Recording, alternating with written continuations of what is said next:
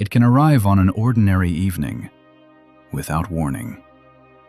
You are doing some small, unremarkable thing, washing a dish, locking a door, lying awake in the quiet, and suddenly it settles over you like a weight.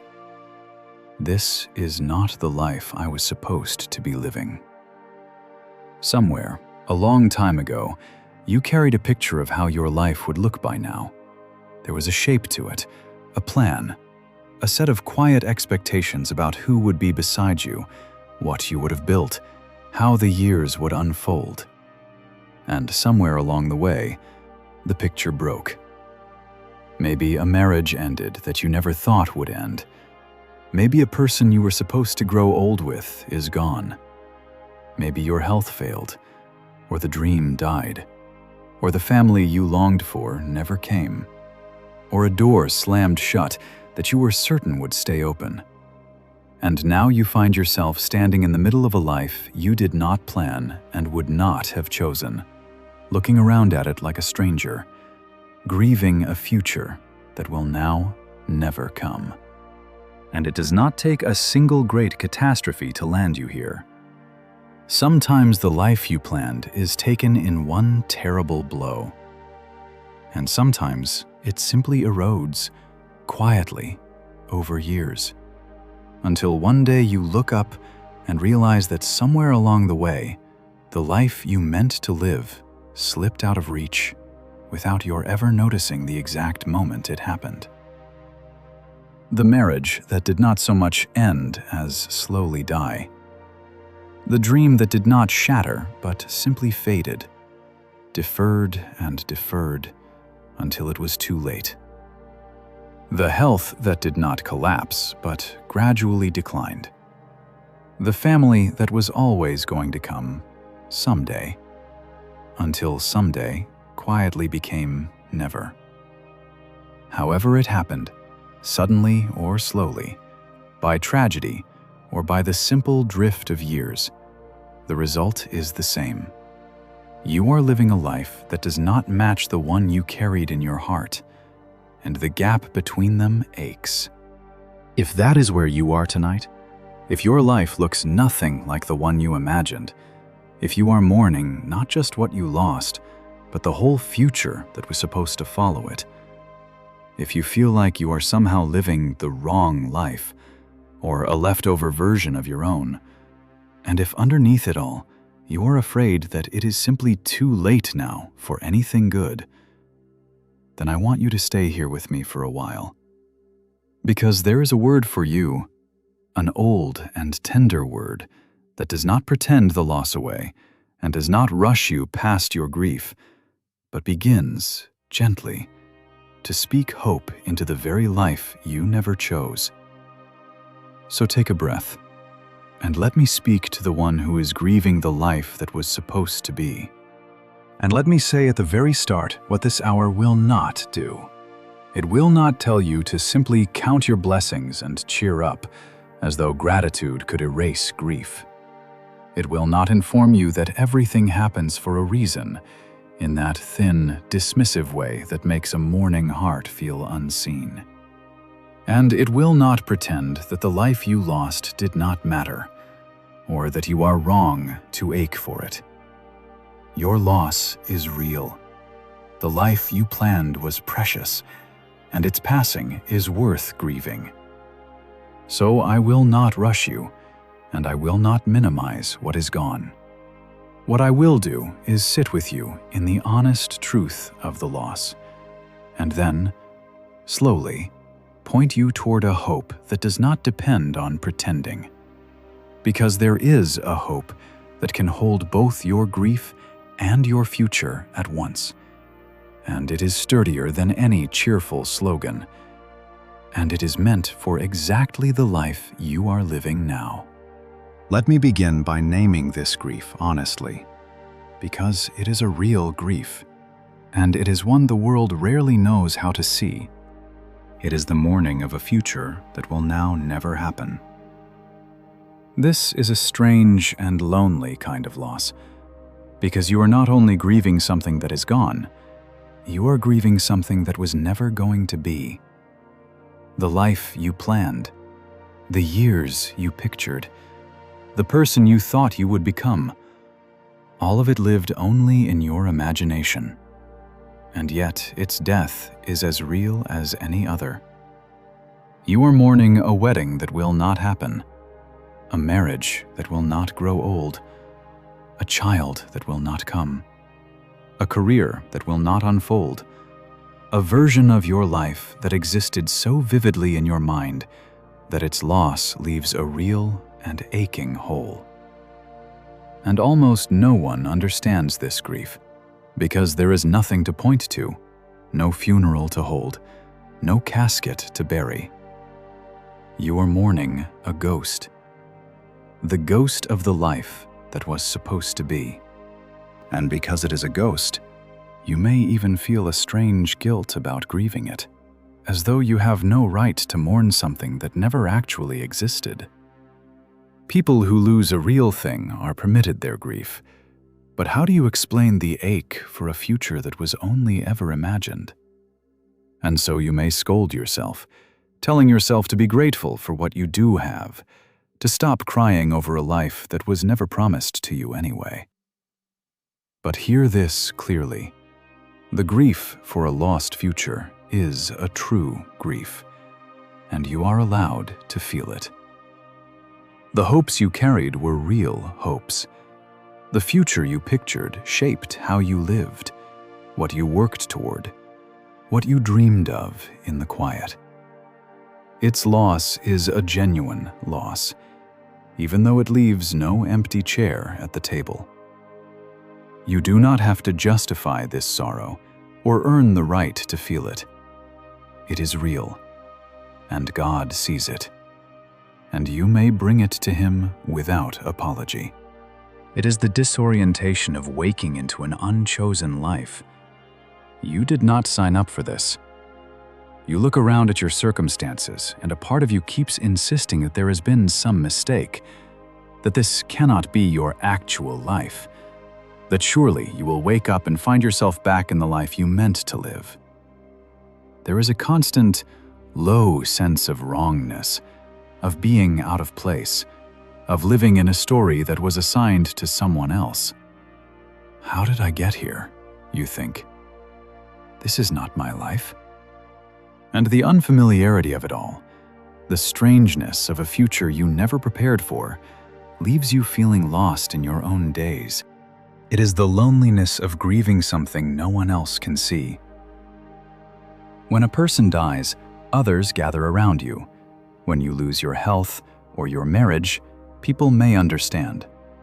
But this deeper grief, the grief for the whole imagined life, is one you often carry alone, because you can barely put it into words yourself. People see that you are sad, but they do not see the enormous, invisible thing you are mourning, the entire alternate life that was supposed to be and now will never be. And so you grieve it quietly, privately, often without even letting yourself fully name it. And the hiddenness of the grief makes it heavier. And the world, well-meaning as it can be, often makes this loneliness worse without intending to. People expect you to have moved on by now. They expect that because there was no single dramatic event they can point to, you should simply be getting on with things. They may even grow impatient with a sadness they cannot see the cause of, and so you learn to hide it, to perform a wholeness you do not feel, to answer that you are fine when someone asks, because explaining the truth feels impossible and exhausting. And every time you hide it, the grief sinks a little deeper and a little more alone. If that is you, hear this. Your grief does not need to be understood by everyone in order to be real. It is enough that God understands it. He sees the hidden mourning you carry behind your ordinary face. He knows the whole invisible weight of it. And you can stop performing, at least with Him, and let the truth of your sorrow be fully known by the one who already sees it completely. It is the comparison that twists the knife. because all around you, it seems, are people living the life you were supposed to have. The intact families, the lasting marriages, the careers that unfolded as planned, the health, the homes, the milestones reached on time. You scroll past them, you sit across from them, and each one is a small reminder of the life that slipped through your fingers. And there is the cruelest comparison of all, the one between the life you are living and the life you imagined. The constant measuring of this against what should have been, which leaves the real life always looking like a disappointment. This comparison is uniquely poisonous because the life you are measuring against does not even exist. You are not comparing your life to a real life, you are comparing it to a perfected fantasy, an imagined version that never had to survive contact with reality, that never had its own disappointments and griefs and ordinary hard days.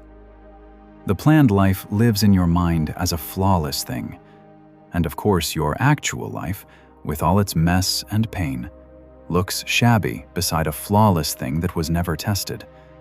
But that imagined life would have had its own sorrows, its own losses, its own ways of falling short, had it ever come to be. No life is the unbroken paradise we picture in advance.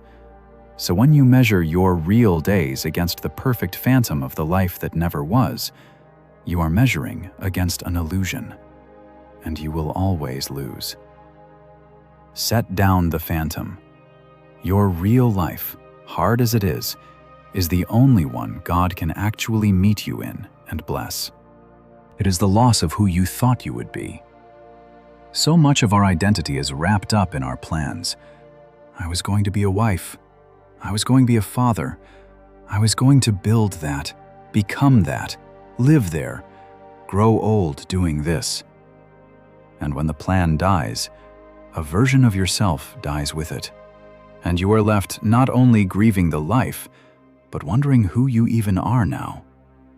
The role you had built your identity around is gone, and in its place is a question you do not know how to answer. If I am not the person I was going to be, then who am I? This is one of the quieter agonies of a life that did not go as planned, and it catches people off guard. You expected to grieve the circumstances, but you did not expect to lose yourself. For years, you had answered the question of who you were, at least in part, by pointing to where you were headed. You were becoming someone. You were on your way to a particular life, and that destination gave shape and meaning to your present. And when the destination vanished, the road you were walking suddenly led nowhere, and you were left standing in the middle of your own life, no longer sure which way you were even facing. The grief is not only for the life, it is for the self that was tied to it, the future version of you that will now never exist.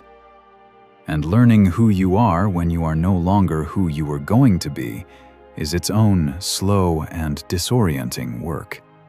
A kind of grief layered underneath all the others. And underneath all of it runs the quiet, cold fear that it is simply too late, that the good years are behind you, that the window has closed, the chance has passed. The best of your life was supposed to happen on a road you can no longer travel. You look at the years you have left, and they seem like a diminished thing, a consolation prize, a lesser life lived out in the ruins of the one you wanted. And that fear, that it is too late for anything truly good, may be the heaviest stone of all. Let me begin to lift it, because it is built on something that is not true. Where does this fear come from? Partly it comes from the way we tie all our best hopes to a single timeline, a particular order in which the good things of life were supposed to arrive. By this age, married. By this age, settled. By this age, the dream achieved. And when the timeline is broken, when the milestones do not come when they were supposed to, we conclude that the window for them has closed, that having missed the appointed hour, we have missed the thing itself forever. But God does not work on the timeline we drew. He is not bound by the schedule we assumed our lives would keep. The Scriptures are full of people who received their most important callings, their deepest joys, their truest purpose, long after the world would have written them off, in seasons everyone else considered too late. The clock you are measuring against is your own invention, not God's. He has been known to give springtime in what looked like the dead of winter, and to begin his best work in a life precisely when that life had given up expecting anything new. First, hear this gently. Your grief is real, and it is allowed. God does not stand over you demanding that you hurry up and feel fine, that you slap a smile on it and call the lost life a blessing in disguise. The Scriptures are full of honest lament, of people pouring out their sorrow before God without pretending. You are permitted to mourn the life that was supposed to be. Weeping, the Scripture says, may endure for a night. The night is real, and it is long, and God does not rush you through it.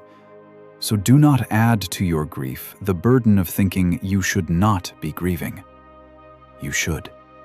This is a real loss, and lament is the honest and faithful response to it. In fact, the Bible gives us an entire vocabulary for this kind of sorrow. There are whole books of it, poured out to God in raw honesty, holding nothing back. The people of God in Scripture did not hide their grief behind brave faces. They brought it, loud and unedited, into the presence of the one who could bear it. They asked how long. They asked why.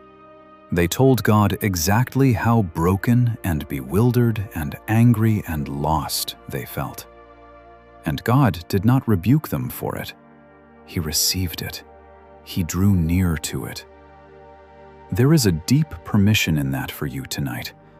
You do not have to be composed before God. You do not have to have your theology tidy or your feelings managed. You can come to Him exactly as you are, in the full mess of your grief over the life you lost. And He will not turn away. He is near, the Scripture says, to the broken-hearted. Not to the ones who have it together, to the broken-hearted, which means He is near, right now, to you. But hear this too, because it is just as true. The unchosen life is not a dead end, and it is not beyond the reach of God. The same Scripture that says weeping endures for a night goes on to say that joy comes in the morning. God has always been present and at work in the lives that went nothing like they were planned. He has a long history of meeting people in the ruins of their expectations and building, on that unwanted ground, something real and good, and sometimes more beautiful than they could have imagined. Let me show you some of them, because their stories are your story too, and the God who was with them in their unchosen lives is with you in yours. There was a young man named Daniel, and his life was violently rerouted before he was even grown. He was a youth, with every reason to expect an ordinary life unfolding in his own land, among his own people, in the future his upbringing had prepared him for. And then, in a single catastrophe, all of it was taken. His nation was conquered, and he was torn from his home, his family, his country, and carried far away into exile, into the court of a foreign king who served other gods. Everything he would have planned for his life was gone in an instant, and not by any choice of his own. He had every reason to be destroyed by it, to spend the rest of his days bitter and broken, mourning the life that had been stolen from him, refusing to live in the life he never wanted. And his loss was not gentle or gradual. It was sudden and total, and entirely outside his control. He did nothing to cause it. He simply woke one day into a world where everything he had counted on was gone. There was no warning, no chance to prepare, no fault of his own to make sense of it. One season he was a young man with a future in his own land, and the next he was a captive in a strange empire, his family scattered, his temple destroyed, his whole world rearranged by the decisions of powerful men who never asked his permission. If you have ever felt that your life was upended by forces you could not control, by someone else's choices, by an illness or an accident, or a betrayal, or a death that you did nothing to deserve, then you know the particular helplessness of Daniel's situation. The plan was not abandoned by him, it was torn from him. And that kind of loss carries its own special grief. The grief of the powerless. The bewilderment of the one who never chose any of this. But that is not what Daniel did. On that foreign, unchosen ground, in the very place he never would have picked, far from everything he had planned, Daniel built a life of remarkable faithfulness and quiet integrity. He held on to his God when it would have been far easier to let go. He lived with such excellence and character right where he was that even his captors came to respect him. He prayed toward his lost home, yes, grieving what was gone. And he also got up each day and lived faithfully in the place he actually was. Notice that Daniel did not have to choose between grief and faithfulness. He held both. He kept his heart turned in honest sorrow toward the home he had lost. And at the very same time, he served and lived with integrity and refused to let bitterness rot his soul, and gave himself to the unwanted life he was actually living. That is a model for you. You do not have to stop missing the old life in order to start living the new one. You can keep your heart tender toward what you lost and still get up each morning and live faithfully and well in the place where you actually are.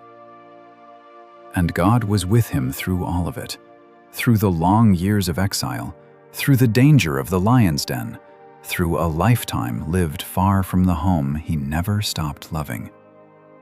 God did not abandon Daniel to the wreckage of his stolen plans. God met him there, in Babylon, in the unchosen life, and used him powerfully for a lifetime, right in the middle of the life he never would have chosen. And here is something worth pausing on. The very things Daniel is remembered for, the wisdom, the visions, the steadfast faith that has encouraged believers for thousands of years, all of it happened in exile. None of it happened in the life he had planned. If his life had gone the way he expected, in his own land, among his own people, we would likely never have heard of him at all.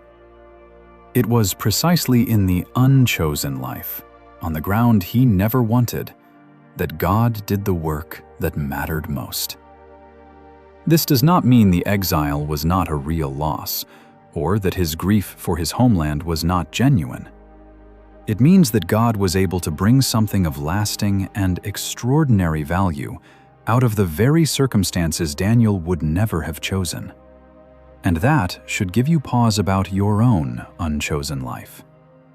You may assume that nothing of real worth can come from these unwanted years. Daniel's life says otherwise. The most significant things God does in a life are very often done not in the life we planned, but in the one we never would have picked. Hear what that means for you. When your life is rerouted by forces you could not control, when the plan is shattered by something you never chose, that does not put you 1 inch beyond the presence or the purpose of God. He was with Daniel in exile, in the foreign court, in the unwanted life, and he is with you in yours. The life you did not choose is not a place where God cannot reach you. It is a place where He is already present, already at work, ready to help you build something real and faithful and good. Even here, even now, even on ground you never wanted to stand on. And if these words are reaching something in you tonight, you might write one word in the comments, simply the word "here," as a quiet way of saying, "This is not the life I planned, but I am willing to let God meet me here." And it may help you to see how many others are writing it too, because you are far from alone in grieving a life that went a different way. Now let me show you what God actually said to a whole people whose lives had been upended. When that same nation was carried into exile, far from home, their entire way of life shattered, their temple gone, their plans in ruins, they did what we all do in the rubble of a broken life. They waited, desperately, for it all to be undone. False prophets stood up and promised them that the exile would be brief, that any moment now God would reverse it and hand them back their old life exactly as it had been. They lived suspended, frozen, refusing to truly live in the new place because surely the old life was coming right back. And we do exactly the same thing. We treat the unwanted life as a waiting room, a temporary inconvenience to be endured until the real life resumes. We do not unpack, we do not put down roots, we hold our breath. We keep our old life on a kind of life support in our imagination, refusing to let it go, refusing to grieve it fully, refusing to accept that this, the life in front of us, is the actual life we have been given to live. And all the while, the real, living years are slipping past unlived, spent in a posture of waiting for a return that may never come. It is one of the quiet tragedies of loss, this refusal to live the life we actually have because we are still waiting for the life we lost. God, in His mercy, calls us out of that frozen waiting and into the actual, breathing present, where He is, and where our real life, however different from the one we planned, is still waiting to be lived. And then God sent them a letter through the prophet Jeremiah, and what it said was not at all what they expected. He did not tell them to hold their breath and wait for the quick return of the old life. He told them, instead, to live, build houses, He said, and dwell in them, plant gardens and eat their fruit. In other words, make a real life right here, in the very place you never wanted to be. Stop waiting, frozen, for the past to come back. Put down roots in the new ground. Build something, plant something, live. Because this is going to be a long season, and I have not abandoned you in it. There is something quietly revolutionary in that command, and that is worth letting it land. The most natural thing in the world, when your life has been upended, is to refuse to settle into the new reality, to treat it as temporary, to live out of a suitcase in your own life, because surely this is not permanent. Surely the real life is coming back. And that refusal feels like faith, like hope, like loyalty to the life you lost. But God, in His kindness, called the exiles to something harder and wiser, to stop living suspended and to actually inhabit the life they were in. To plant a garden is an act of patience and hope. It means committing to be somewhere long enough to see the fruit grow. God was telling them, in effect, do not waste these years waiting for a different life. This is your life now, for this season, and I am in it with you. So live it. Build. Plant. Love. Do not let grief for the old life keep you from inhabiting the real one. And then, in that same letter, came the words that have steadied broken hearts ever since. God said, "I know the thoughts that I think toward you, thoughts of peace and not of evil, to give you an expected end." Hear what he was telling a people whose lives had fallen apart. My thoughts toward you are not anger, not abandonment, not the end of your story. My thoughts toward you are peace. I am thinking, even now, even in your exile, of a good future for you, an expected end, a hope that is coming. Your life is not over because the old plan died. I have a future for you still, and it is good. And it is worth noticing to whom God spoke those words. He did not speak them to people whose lives were going smoothly, as a pleasant reassurance that the good times would continue. He spoke them to exiles, to people whose lives had been torn apart, who were sitting in the wreckage of everything they had known, far from home, with no earthly reason for optimism. It was precisely to the displaced and the grieving that God said, "My thoughts toward you are thoughts of peace, and I have a good future for you." Which means this promise is not for the people whose plans worked out. It is for exactly the people whose plans did not. It is for you, tonight, in the rubble. The good future God speaks of is not reserved for those who never lost anything. It is held out specifically to those who have lost much. So, if you feel disqualified from hope because your life fell apart, hear that you are precisely the person to whom this promise was first spoken. The exiles were the ones who got these words. And so are you. Now, I must be honest with you about this, because the comfort matters too much to soften it falsely. God did not promise those exiles a quick return to their old life. He told them, in fact, that the exile would be long, that many of them would build and plant and grow old and even die in that foreign land before the deliverance came. The good future he promised was real, but it did not mean getting the old life handed back to them tomorrow. And this is the honest hope I want to offer you.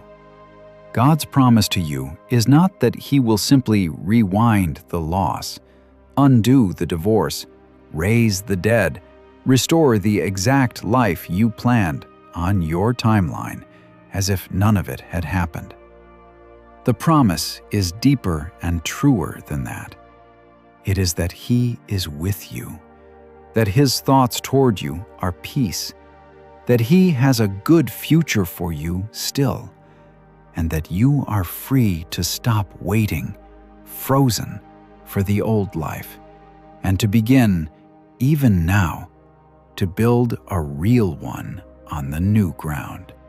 And lest you think this kind of hope is only for ancient exiles, let me tell you about a woman in our own time whose life was broken open, again and again, and who built faithful new chapters out of every wreckage.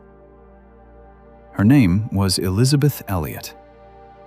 As a young woman, she went far from home to serve God on the mission field, full of plans. And there she married a young man named Jim, who shared her calling. They had a baby daughter. And then, when their daughter was barely a year old, her whole planned life was shattered in a single day. Her husband and 4 other young missionaries were killed while trying to reach a remote people who had never heard the gospel. In one blow, Elizabeth lost the husband she had planned to grow old with, the partnership she had built her future around, the entire life she had imagined. She could have gone home then, broken, and no one on earth would have blamed her. But what she did instead is almost beyond understanding. she stayed. And in time, through a series of remarkable providences, she learned the language of the very people who had killed her husband. And she went, with her young daughter, to live among them and to serve them, and to bring them the same good news her husband had died trying to share. And some of them came to faith. The life she had planned was gone forever, and on its ruins, she built something she never could have imagined. Think about what that decision cost her, and what it required. Everything in her had every right to collapse, to flee home, to spend her years in understandable bitterness toward the people who had taken her husband. No one would have judged her for any of it. But somehow, in the depth of her grief, she came to believe that God was still present, still good, still able to bring something out of even this. And she chose to stay and to love, rather than to flee and to harden. She did not do it because the pain was small. The pain was enormous.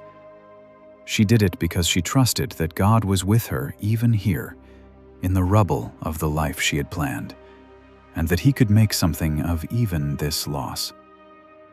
And He did. The very people connected to her deepest sorrow became, in time, the recipients of her greatest love.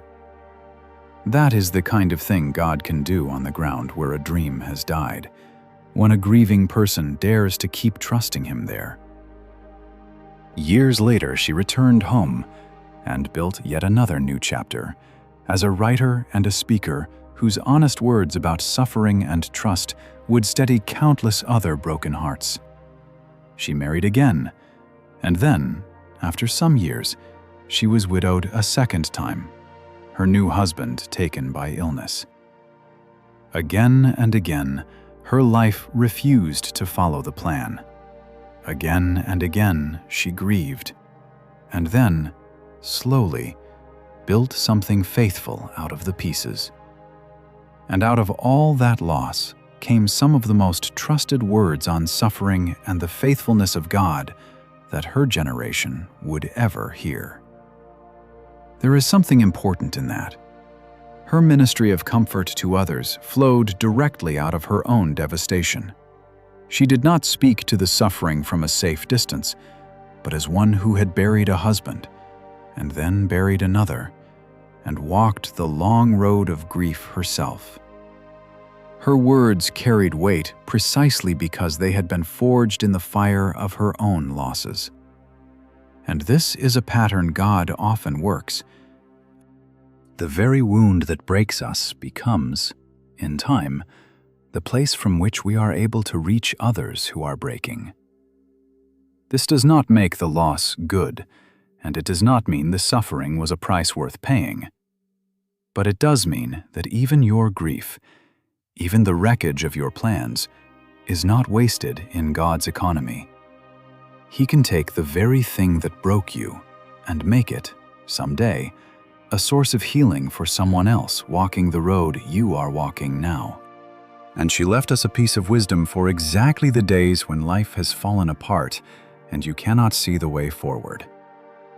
When you are overwhelmed, she said, when the plan is gone and the future is dark and you have no idea how to face the whole of it, you do not have to.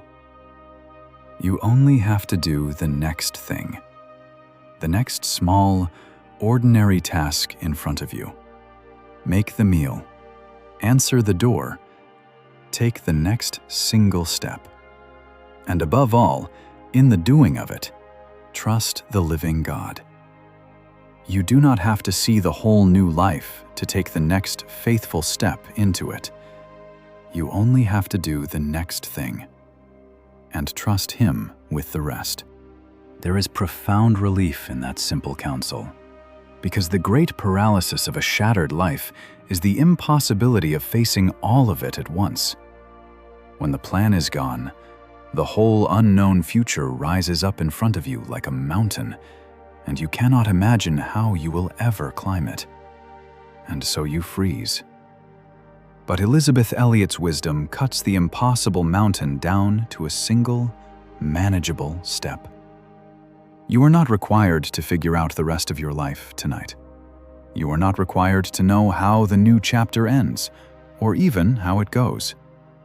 You are required only to do the next thing, whatever small and ordinary task is actually in front of you, and to do it as an act of trust in the God who holds the parts you cannot see. Wash the dish, make the call, get through the hour. And in the doing of the next small thing, you are quietly declaring that you trust God with the next thing after that, and the one after that, all the way to a future you cannot yet imagine, but He already holds. And let me be careful and honest here too, because her story, like the exiles, guards us from a false comfort. Elizabeth Elliot's losses were never reversed. Her husband was not given back to her.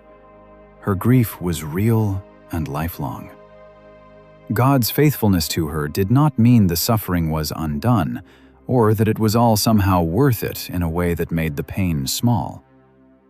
It meant that even in the wreckage of the life she planned, God was present and good, and able to bring real fruit and real meaning out of ground soaked with loss.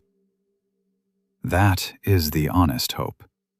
Not that the loss is erased, but that God meets you in it and builds, with you, something true.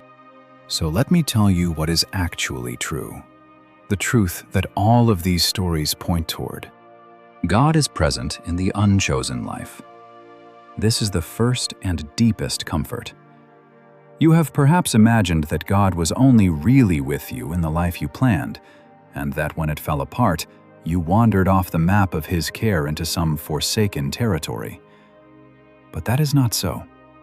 He was with Daniel in Babylon, not just in the homeland he lost.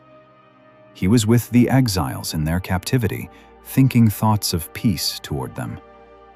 He was with Elizabeth Elliot in the jungle and in the widowhood. The unchosen life is not outside God's reach.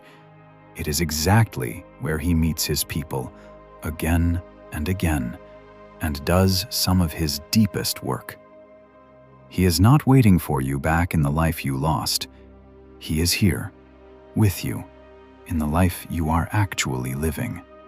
And this changes how you look at the unwanted life entirely. You may have been treating your present circumstances as a kind of spiritual exile, a place where you are simply enduring until your real life resumes and God's real blessing returns. But what if God is not absent from these years at all? What if the very life you have been merely surviving, the unchosen one, is precisely where He intends to meet you, to shape you, to do something deep and lasting in you and through you? The exile was where God did some of His most important work in Daniel and in the whole nation. The widowhood and the grief were where God did some of His deepest work in Elizabeth Elliot. Your unwanted years are not a blank, throwaway season to be gotten through. They may be holy ground, the very place where you come to know God more truly than you ever did in the life you planned. Do not despise the life you are in. God is in it. Grief and rebuilding can happen at the same time. You do not have to finish mourning before you are allowed to begin living again. The exiles were told to weep for what was lost and to plant gardens, in the same season, on the same ground. You can hold the sorrow of the old life in one hand and a small seed of the new life in the other. Lament does not have to be completed before hope is permitted. They walk together. So do not wait until the grief is gone, because it may never be entirely gone, to begin gently to build. Mourn and plant. Weep and live. Both, at once, are not a contradiction. They are the honest shape of a faithful life after loss.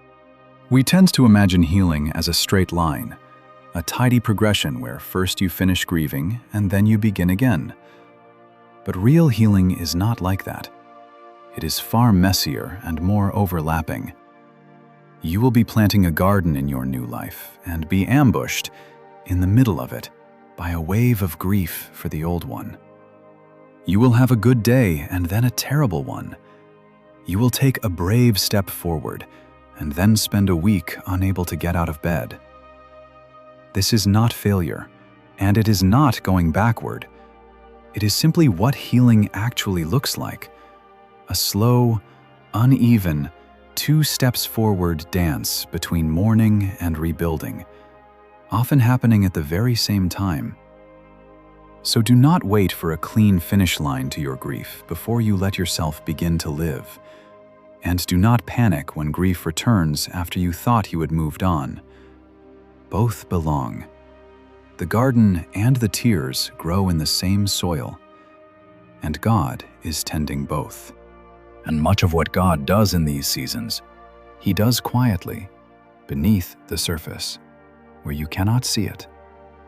A seed planted in the dark earth looks like nothing at all for a long while. There is only bare dirt, and the gardener waiting, and no visible sign that anything is happening. But under the ground, unseen, the seed is splitting open and sending down roots and gathering itself toward a green shoot that has not yet broken the surface. So it often is with the new life God is growing in you. For a long season it may look like nothing, like bare and barren ground, like grief and emptiness, and no sign of anything new. But that does not mean nothing is happening. God works in the hidden places first, in the dark soil of a grieving heart, long before there is anything green to see. Do not mistake the invisibility of His work for its absence. The seed is doing something, down in the dark, even on the days when all you can see is dirt. And it is not too late. This is the lie you must hear answered most of all. God is the one who promises to restore the years that the locust has eaten, to give beauty for ashes, to bring joy in the morning after the long night of weeping. He specializes in the new thing, in the unexpected later chapter, in the good that comes after the loss. Daniel's most significant years came in exile, in the second half of a rerouted life. Elizabeth Elliot's deepest fruit came after her devastations, not before them. The window has not closed. The story is not over. The God who holds your future does not consider you finished, and the years you have left, however many, are not a consolation prize. They are a field where He can still grow something beautiful, if you will let Him. And notice the particular promises God makes to the displaced and the bereaved, because they are not vague. He does not merely say things will be acceptable. He promises to restore the years that the locust has eaten, to give back, somehow, what was devoured by the seasons of loss. He promises to give beauty for ashes, taking the very ashes of what burned down and bringing beauty out of them. Not in spite of them, but from them. He promises that weeping, which endures for a night, gives way to joy that comes in the morning. These are not the promises of a God who shrugs at your loss and offers a grim consolation. They are the promises of a God who delights to bring life out of death, gardens out of ruins, mornings out of the longest nights. He is, by His very nature, a redeemer, a restorer, a maker of new things. And that means the ashes you are sitting in tonight are not the end of the matter. In the hands of this God, ashes are raw material. He has done it before, countless times, and He is not too tired or too far away to do it again, with you. Now, let me be very careful here. because I will not sell you a false promise dressed up as faith. I am not telling you that if you believe hard enough, God will restore the exact life you lost, hand back the marriage, undo the diagnosis, give you the dream on your terms. The exiles were not promised a quick return. Elizabeth's husband was not raised. God's comfort is not the guarantee that you will get your old life back. It is the deeper promise that He is with you, that His thoughts toward you are peace, that He can bring real good and real beauty even out of the ruins, and that the new life He builds with you, though it is not the one you planned, can be a true life and a good one, held the whole way by Him. So let me name the lies that the lost life has been telling you and answer each one. And I say all of this carefully because I know how cruel false hope can be. There are voices that will promise you that if your faith is strong enough, God will restore everything exactly as it was and tie your story up with the ending you wanted. And when that does not happen, those voices leave you doubly wounded, grieving the loss and now also doubting your faith. I will not do that to you. The honest hope of Scripture is not that God always reverses our losses in this life. The exiles waited a lifetime. Elizabeth Elliot's husband stayed in the grave. The honest hope is better than a guaranteed rewind because it does not depend on getting our circumstances back. It is the unshakable promise that God is with us, that He is good, that He is working even now, and that He will, in His way and His time, bring beauty out of these ashes, whether in this life or in the life to come, where every loss is finally redeemed. That hope cannot be disappointed, because it does not rest on your circumstances changing. It rests on the character of God, which never changes at all.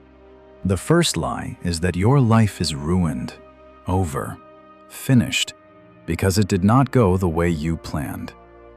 But Daniel's rerouted life became one of the most faithful and fruitful lives in all of Scripture. The broken plan was not the end of his story. It was the beginning of a different one, which God filled with meaning. Your plan dying is not your life ending.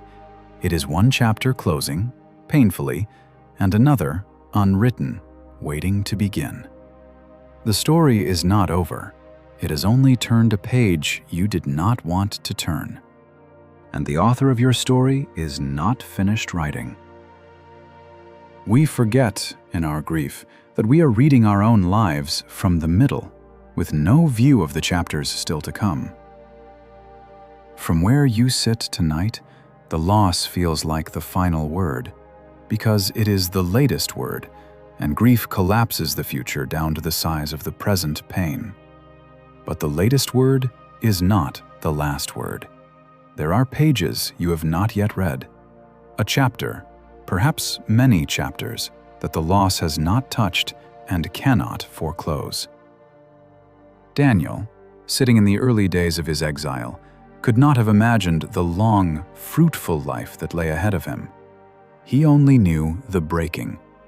And if his story had ended where his grief was sharpest, we would never have known the man God made him into. Your story has not ended where your grief is sharpest either. Keep reading, dear heart. The author is not done, and the best chapters may well be the ones still unwritten.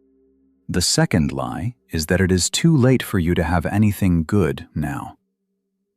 But God is the restorer of lost years, the giver of beauty for ashes, and His best work in many lives comes in the later chapters, after the losses. It was not too late for Daniel in exile, or for Elizabeth Elliot after her grief. It is not too late for you. As long as there is breath in you, there is time for God to grow something good. The lateness you feel is real to your sorrow, but it is not the truth of your future. Your morning can still come. It has come for countless others who were just as certain, in the depths of their own long night, that the dawn would never break for them. And it broke anyway, in its own quiet time. Consider how much of a single life can unfold in the years that feel like leftovers. Think of how many people have begun the most meaningful chapter of their lives at an age when they assumed all the important chapters were behind them. New loves, new callings, new purposes, new joys, found in seasons that felt, at first, like nothing but decline. The sense that the good part is over is one of the most convincing lies that grief tells, and one of the least reliable. You cannot see, from inside the sorrow, what God may yet be preparing in the years ahead.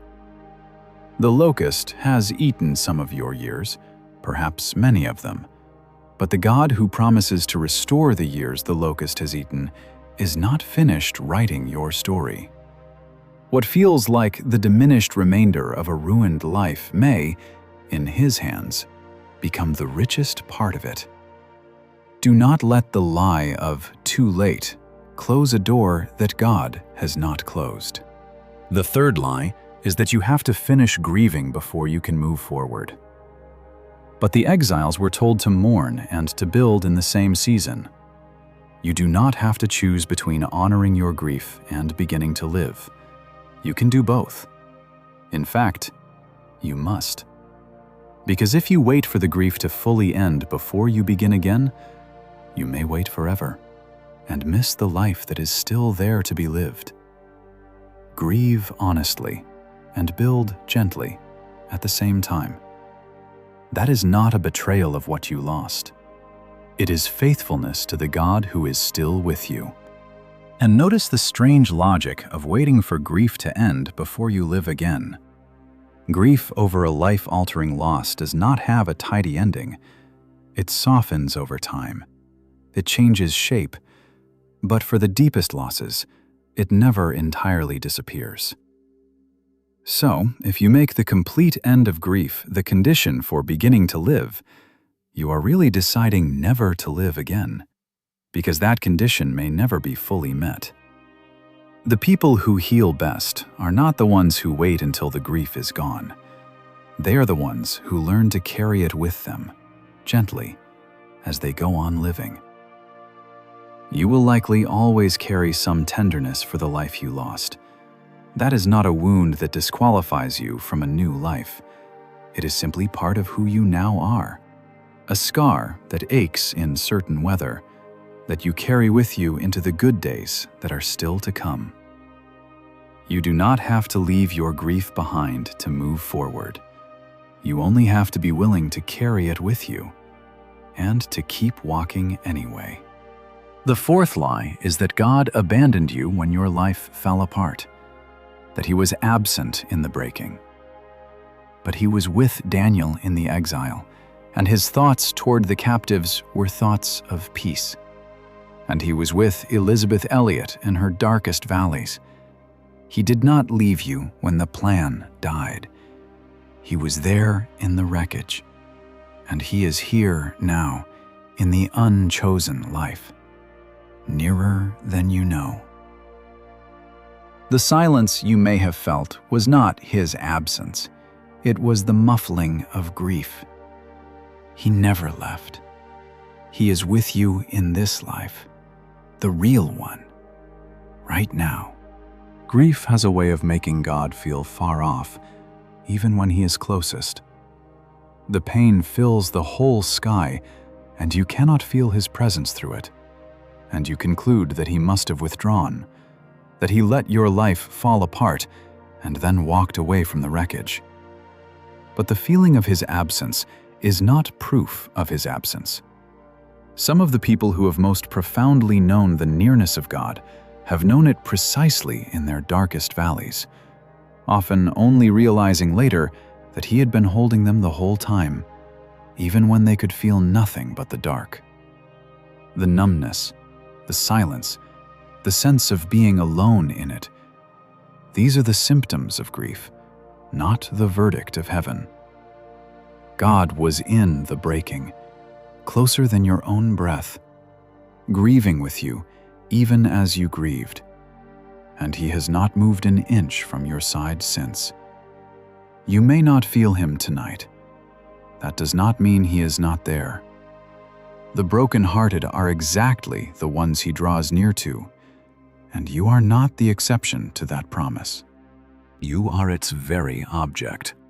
And the fifth lie is that the only good life was the one you lost. And this one can only ever be a lesser, second-best existence. But God is able to bring real and unexpected beauty out of the new ground. The life that grows after the loss is not a cheap imitation of the one you planned. It is its own life, with its own beauty, its own meaning, its own grace. It will not be the same, but it can be good, truly good, in ways you cannot yet imagine from inside the grief. The new course is not a lesser river, it is simply a different one, and it can run just as deep and reach the same sea. And there is a mercy hidden in not being able to imagine it yet. From inside the grief, the new life looks gray and thin and second-rate, because grief has drained the color from everything, and because you are picturing the new life as merely the old life with all the good parts removed. But that is not what it will be. The new life will have its own colors, colors you cannot see from here, joys and meanings and graces particular to it that have nothing to do with the old life at all. You are not condemned to spend your remaining years as a diminished version of the person who had the life they wanted. You're being invited into a genuinely different life, with its own real goodness, much of which you simply cannot perceive yet because you are still standing in the ashes. Give it time. The color comes back slowly, and when it does, you may be surprised to find that the new life, though you would never have chosen it, holds beauty you could not have found any other way. And if the grief of the life you lost has grown so heavy that it has hardened into a despair you feel you cannot survive, if you have begun to feel that there is no point in going on into a life you never wanted, please, do not carry that alone for one more night.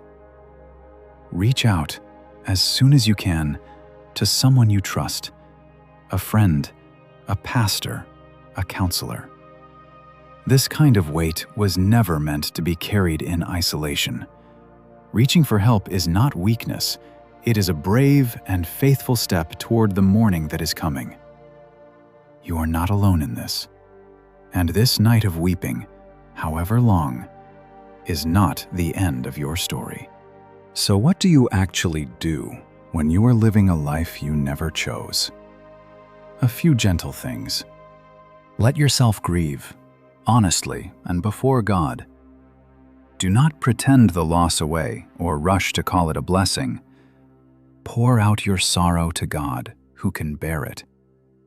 Name the life you lost, and weep for it if you need to. Lament is not a lack of faith, it is faith being honest. And only the grief you actually face can begin, in time, to heal. The grief you refuse to feel does not disappear. It goes underground and works its damage from there, hardening into bitterness or numbness or a low, chronic sadness you cannot explain. But the grief you bring honestly into the open, and especially into the presence of God, begins slowly to move and to heal. So do not be afraid to feel the full weight of what you lost. Set aside time, if you must, to actually mourn it, to say out loud to God what the life was that you wanted and did not get, to weep if the tears come. This is not wallowing, and it is not faithlessness. it is the necessary work of grief, the only path through it rather than around it. The way out of this sorrow is not over it or under it, but through it. And the through runs straight into the arms of a God who is near to the broken-hearted and gentle with those who mourn. Then, even while you grieve, begin to build, gently, on the new ground. Do not wait, frozen, for the old life to return. Plant one small garden in the real life you are living. One relationship tended, one new habit, one small step toward something. You do not have to build the whole new life at once. Just plant one seed in the actual soil where you are standing, the way the exiles were told to do, even in a place they never wanted to be. And let that first seed be small. You do not need to make some dramatic, life-defining move to begin rebuilding. The exiles were told to plant gardens, ordinary gardens, the humblest and most patient of acts. So your first step toward the new life can be small and ordinary too. Reach out to one friend you have been avoiding. Take up one small interest you set aside long ago. Establish one gentle new rhythm in your days. One walk, one quiet morning, one small act of care for yourself or someone else. These tiny plantings may feel almost meaningless against the size of what you lost, but they are not meaningless. They are the first green shoots of a new life pushing up through hard ground. And like all growing things, they start small and grow slowly and require patience. Do not despise the smallness of your beginnings. A garden starts with a single seed pressed into the dirt, and a whole new life starts with a single small step taken in faith on the ground where you actually stand. When you cannot see the way forward, do the next thing. This is the wisdom Elisabeth Elliot left us. When the whole road is dark and the new life feels impossible, you do not have to see all of it. You only have to do the next small, faithful thing in front of you. And then the next, trusting the living God to lead you one step at a time into a future you cannot yet see. There is enormous mercy in this, because the whole new life, seen all at once, is unbearable. If you try to figure out tonight how you will rebuild everything, how you will face all the years ahead, how you will become a whole person again, you will be crushed by the size of it. But you are not asked to do the whole thing tonight. You are asked only for the next thing. Can you get through this hour? Can you do the one small task in front of you? Can you take one step? Almost always, the answer is yes. For this much. And the new life, the whole daunting, rebuilt life you cannot imagine managing, is built exactly that way. One next thing at a time. One ordinary, faithful step after another. Until one day you look up and realize you have walked further into the new life than you ever thought you could. You do not need a map of the whole journey. You need only the next step and the hand of the God who walks it with you. And let go of the bitterness and trust God with the new future. Bitterness ties you to the lost life and poisons the new one. Release it, again and again, to God. And entrust your unknown future to the one whose thoughts toward you are peace. You can trust him with a future, even now, even after the old plan failed, because his faithfulness did not end when your plan did. Bitterness is one of the great dangers of a life that did not go as planned, and that is worth naming plainly, because it feels so justified. You were wronged, perhaps, or cheated, or simply dealt a hand you did not deserve, and the resentment seems only fair. But bitterness, however justified, does not punish the people or the circumstances that hurt you. It punishes you. It keeps you chained to the lost life, endlessly rehearsing the injury, unable to move forward because all your energy is spent looking back in anger. It poisons the new ground before anything good can grow in it. Releasing bitterness is not pretending you were not hurt, and it is not letting anyone off the hook. It is refusing to let the past keep destroying your future.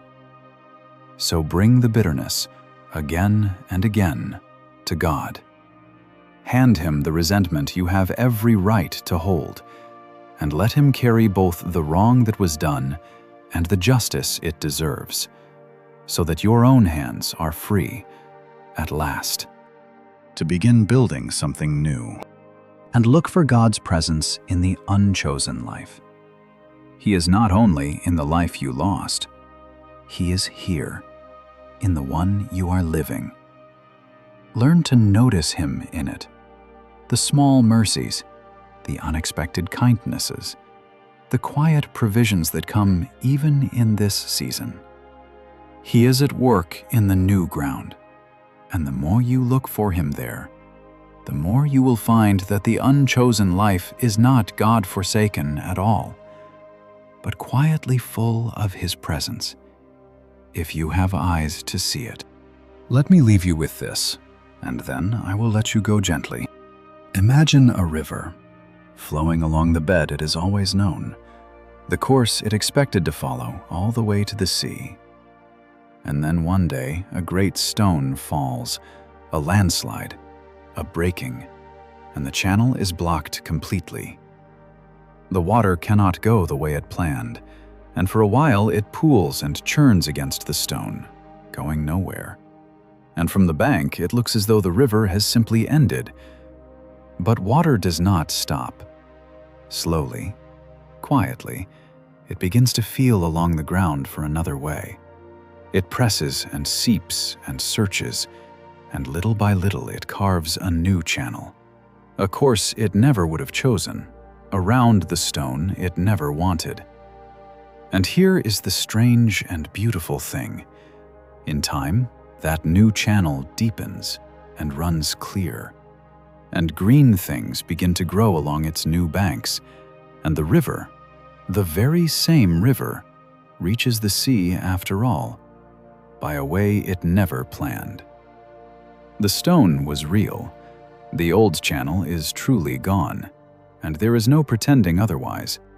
The river may always remember the bed it used to run. And notice that the river does not reach the sea by going back. It does not somehow dissolve the stone and reclaim its old bed and resume the course it planned. It reaches the sea by going forward, by a new way, around the very obstacle it never wanted. This is the shape of hope after loss. It is not the hope that the stone will vanish and the old life will resume. It is the deeper hope that the waters will find a new way forward, and that the new way, though it was never chosen, will still carry you home. You are not waiting for the boulder to disappear. You are being invited to let the waters move forward, to find the new channel, to flow toward the sea by the way that is actually open to you now. The old bed is behind you. The sea is still ahead, and the water, if it keeps moving, still gets there. But the water found a way, and the new course became its own kind of beautiful. So it is with a life that has lost the channel it planned to run. The stone is real, and your grief for the old course is honest and right, and you may mourn it as long as you need. But you are not finished. The waters of your life have not stopped.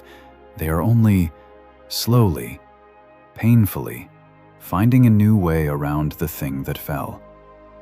And the God who is with you in this unchosen life will carve, in time, a new channel that runs clear and grows its own green banks and reaches the sea after all.